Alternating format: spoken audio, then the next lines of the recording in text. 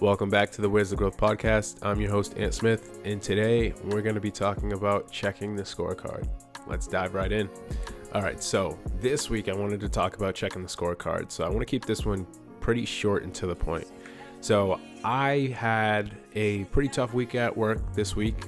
Some things that I was anticipating happening didn't end up happening, and so it kind of prolonged my timeline on what I had expected to happen. And as a result, it doesn't only impact myself, but it impacts my manager, my boss's boss, so on and so forth. So in the moment, I was pretty upset with how things kind of turned out. But when I took some accountability and looked back on kind of my activity for the week and my efforts, I realized that this all could have been avoided if I simply checked the scorecard.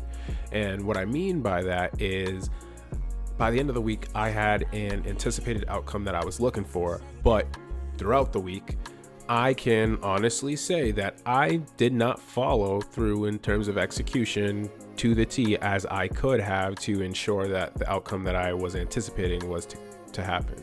So when I look back on my week, in the moment, like I said, when I was getting heat for it, when kind of had that tough conversation, it wasn't fun. I didn't want to be there. I could make up any excuse in the world.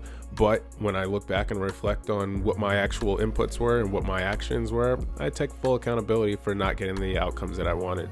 And it kind of came full circle as well when I was heading to church this week too, working with some of the guys at the church, and we were just having kind of like a candid conversation about some accountability. And sometimes what we need most is what we don't want to hear most, and oftentimes that can come in tough conversations from parents, tough conversations from our partners, tough conversations from our friends, tough conversations from our employers. And so this week I really wanted to stress the importance of checking the scorecard.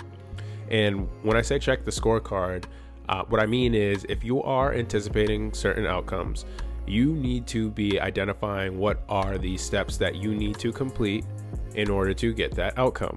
And if you're measuring that on a monthly basis, on a weekly basis, or even on a daily basis, if you want desired outcomes, you got to check the scorecard on, have you made the deposits and have you checked the boxes on the things that you have to do before you can get that desired outcome.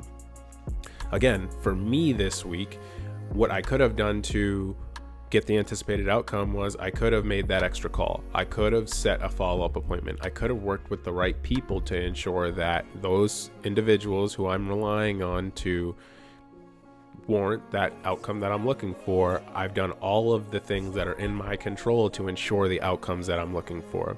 Now, granted, I wasn't devastated or anything, right, for not getting the desired outcomes that I wanted, but when things that you do impact others, you have to also take into consideration from their perspective, hey, the efforts and work that you are doing directly impact the results that they will receive, whether that's family, whether that's friends.